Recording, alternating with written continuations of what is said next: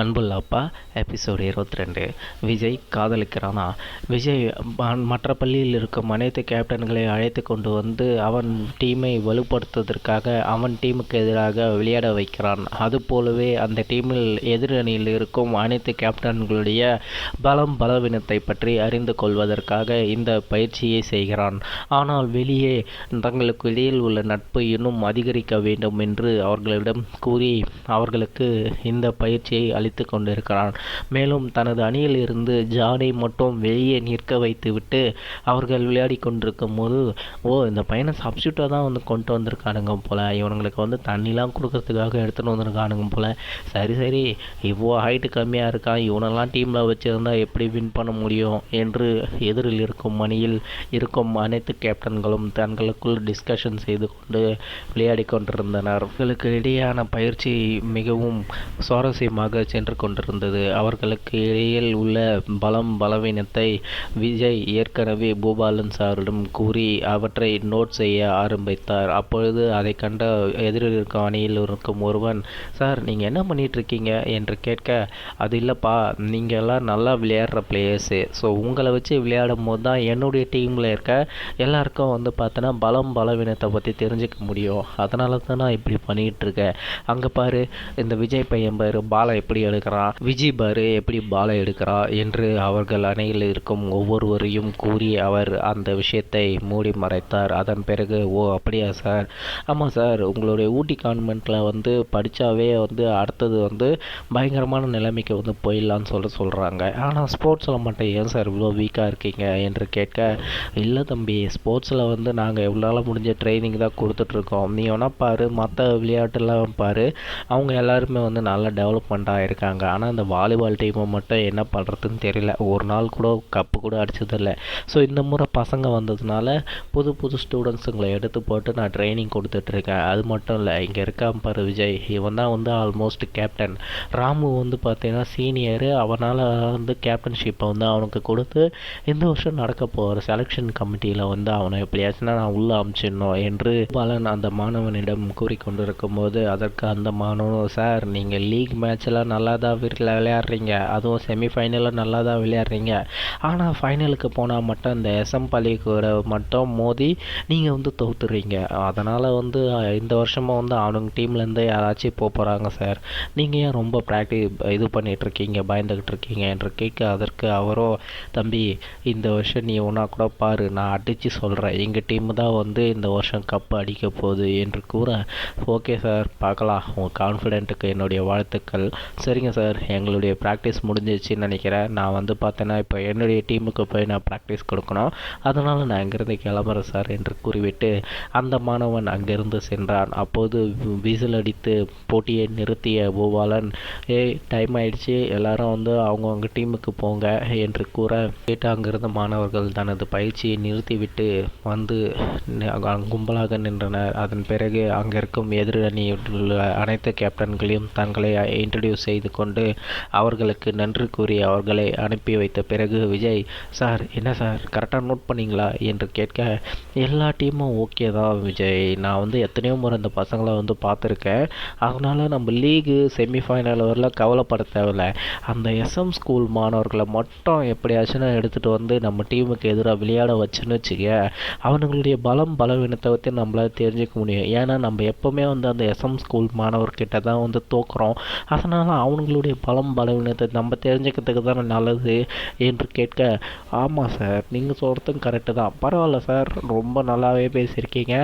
அவனுங்களை தானே எப்படி நான் டீமுக்குள்ளே எடுத்துகிட்டு வரணுங்கிறத மட்டும் பாருங்கள் என்று கேட்டுக்கொண்டே எனது அருகில் இருக்கும் ராமுவை பார்த்து கண்ணடித்தான். அதை புரிந்து கொண்ட ராமுவும், அச்சுயோ இவன் மறுபடியும் அந்த பொண்ணை போய் பார்க்க போகிறான் போலையே, இப்போ நம்மளையும் கூட்டிகிட்டு வர சொல்லுவானே, இப்போ என்ன பண்ணுறது, அங்கே போனால் அவனுங்க அடிப்பானுங்க, இல்லைனா ஃபைனலில் போட்டு அடிப்பானுங்க,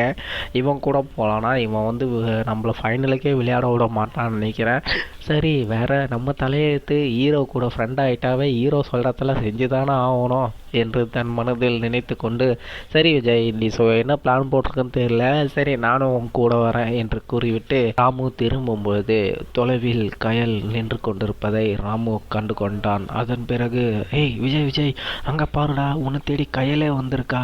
என்று கேட்க, என்னது கயல் வந்திருக்காளா? இல்லை இல்லை, என் தங்கச்சி கயல் வந்திருக்கா, அதை உங்ககிட்ட சொல்கிறதுக்கு பதிலாக அப்படி சொல்லிட்டேன். ஏய், நான் அது கேட்கலடா, உண்மையில் கயல் இங்கே வந்திருக்காளா, அதைத்தாண்டா கேட்டேன் என்று கேட்க, அதற்கு ஆமாம் மச்சான், அங்கே பாரு, கயல் தான் அது நின்றுட்டுருக்கா, என் கண்ணு ஒன்றும் குருடு இல்லை, நீ ஒன்றா கூட தெளிவாக பாரு என்று கேட்க, தூரத்தில் கயல் நின்று கொண்டிருந்தாள். அவளை பார்த்த விஜய், ஆடாடாடா, லவ் சொல்லி 24 மணி நேரம் கூட அவளுக்கும் காதல் வந்துருச்சு போல், அதை தான் என்கிட்ட சொல்ல வந்திருக்கா. பாய்ஸ், நீங்கள் எல்லாம் ஒரு ஸ்டெப்பு பின்னாடி நில்லுங்க, நான் போயிட்டு அவகிட்ட அவள் சொல்கிற லவ்வை கேட்டுக்கிட்டு வரேன். சப்போஸ் அவள் வேறு எதுனா பேசுனா கூட அது உங்கள் காதுக்கு விழக்கூடாது, அதை கேட்டுட்டு நீங்கள் ரொம்ப வருத்தப்படுவீங்க. டேய், நாங்கள் வருத்தப்படுவோமா, நீ வருத்தப்படுவியா? ஏதோ நல்லதாக கேட்டால் பரவாயில்ல, பச்சை பச்சையாக கேட்டால் நீ என்ன பண்ணுவேன் என்று ஒருவன் கேட்க, அதற்கு விஜயோ, அவள் நல்லதாக கேட்டால் அதை என் காதில் வாங்கிக்கிறேன், அவள் பச்சை பச்சையாக கேட்டால் நான் பீப் போட்டுக்கிறேன்டா என்று கூறிவிட்டு தனது கையில் இருக்கும் பந்தை எறிந்துவிட்டு செல்லும் போது பூபாலன், ஏய், இந்த பசங்க நல்லா தான்டா இருக்கானுங்க, ஏதாச்சும் ஒரு பொண்ணை பார்த்து லவ் பண்ண ஆரம்பிச்சிட்டாங்களா போதும், அப்படியே சிட்டாக பறந்து போயிடுறானுங்க. டேய் பார்த்துடா, நம்ம டோர்னமெண்ட்டுக்கு வந்திருக்கோம், டோர்னமெண்ட்டில் கொஞ்சம் கவனத்தை செலுத்துறா என்று கேட்க, அதற்கு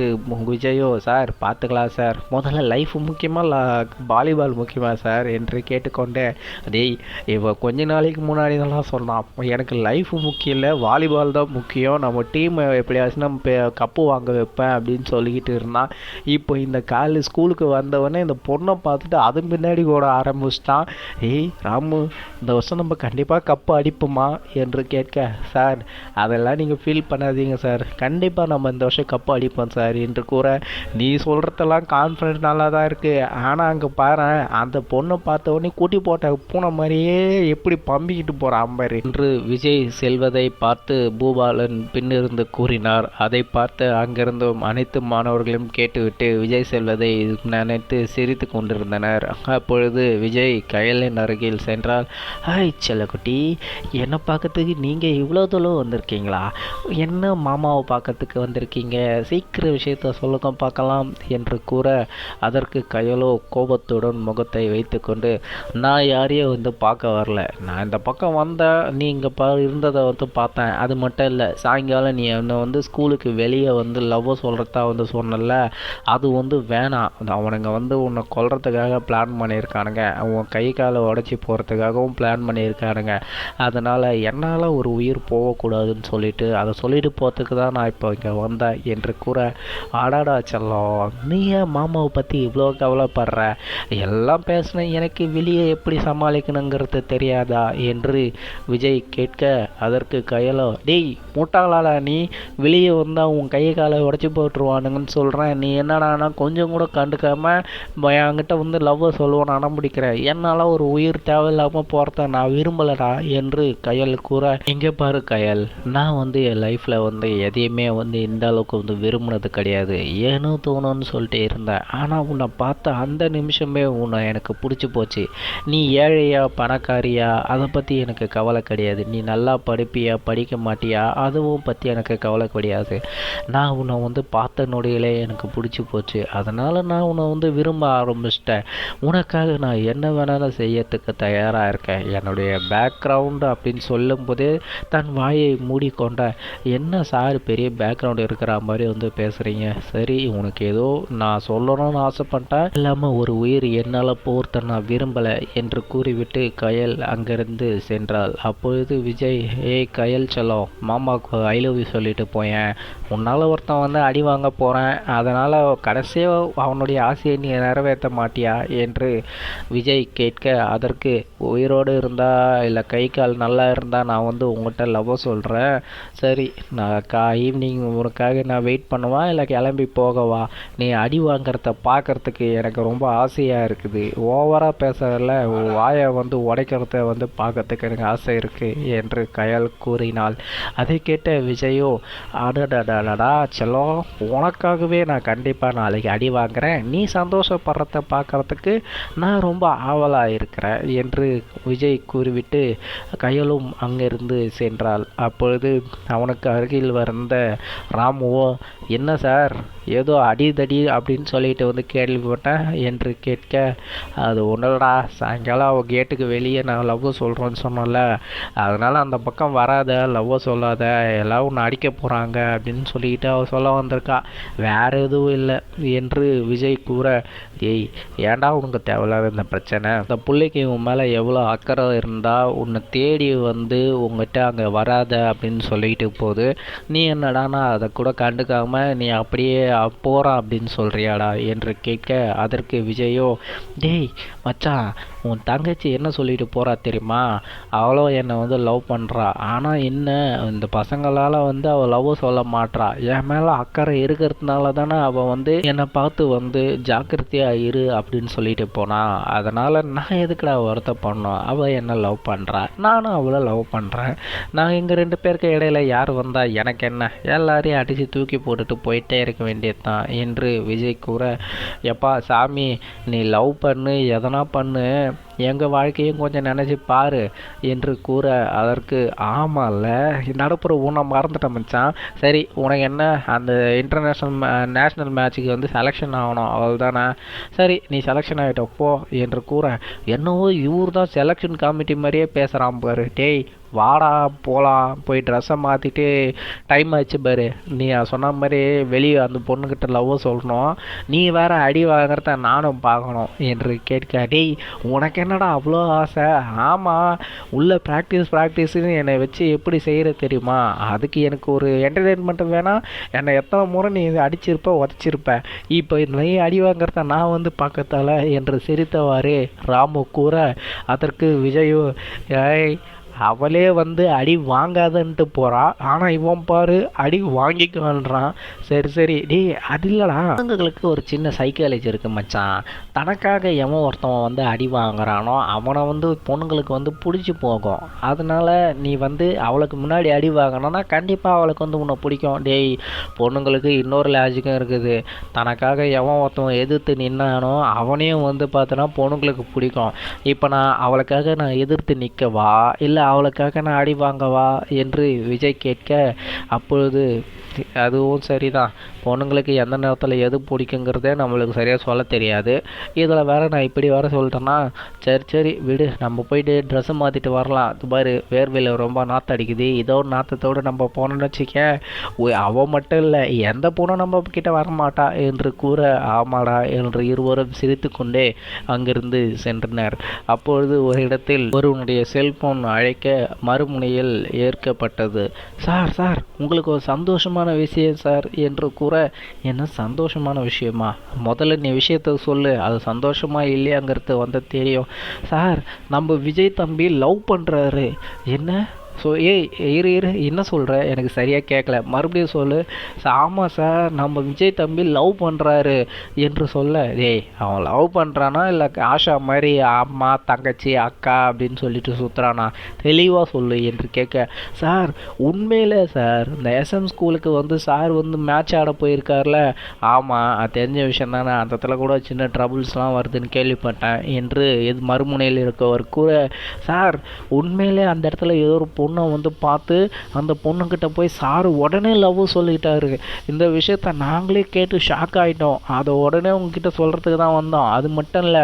அவகிட்ட வந்து போயிட்டு ஈவினிங் ஸ்கூலுக்கு வெளியே வச்சு நான் லவ் சொல்கிறேன், யாராச்சும் வந்தாங்கன்னா அவங்கள நான் தட்டி கேட்குறேன் அப்படின்னு வேற சொல்லியிருக்காரு. இரு ஒரு நீ சொன்ன ஒரு அதிர்ச்சியில இருந்தே என்னால் மீண்டு வர முடியல, அவனே ஒரு மாதிரி சுற்றிக்கிட்டு இருந்தான், திடீர்னு அவனுக்குள்ளே இப்போ லவ் வந்தது, அதை யோசிக்கிறதுக்கே எனக்கு நேரம் பத்தலை, அதுக்குள்ளே என்னடானா அந்த பொண்ணுக்காக விஜய் சண்டை போட போகிறான்னு வேறு சொல்கிறேன், அது இன்னொரு அதிர்ச்சியாக இருக்குடா. சரி நீ என்ன பண்ணுவேன்னு தெரியாது, இந்த விஷயத்த நீ எப்படி ஒன்றாலும் ரெக்கார்ட் பண்ணி எனக்கு அனுப்பு, அந்த விஷயத்த நான் பார்த்தே ஆகணும், அது மட்டும் இல்லை அது என்ன ஸ்கூல் சொன்ன, sir SM school sir, SM school தானே, வாங்கிடு என்று கூற, சார் என்ன சார் சொல்கிறீங்க, வாங்கிடவா? ஏற்கனவே ஊட்டி கான்வென்ட்டில் பாதி ஷேர் நமக்கு தான் சார். இப்போது இதில் இருக்க ஊட்டி கான்வென்ட்டை வாங்க முடியாதுன்னு சொல்கிறீங்க. எஸ்எம் ஸ்கூல் ப்ரைவேட் ஸ்கூல் தான்யா, அதை எவ்வளோ கொடுத்தாலும் பரவாயில்ல வாங்கிடு என்று கேட்க, ஆனால் சார் அந்த பொண்ணும் அங்கே ஒரு வருஷம்தான் படிக்க போகுது, ஒரு வருஷத்துக்காக அந்த ஸ்கூலை நம்ம வாங்கணுமா என்று எதிரில் இருக்கும் இருப்பவர் கேட்க, ஓ அப்படியா, உனக்கு குளிர் விட்டு போச்சா,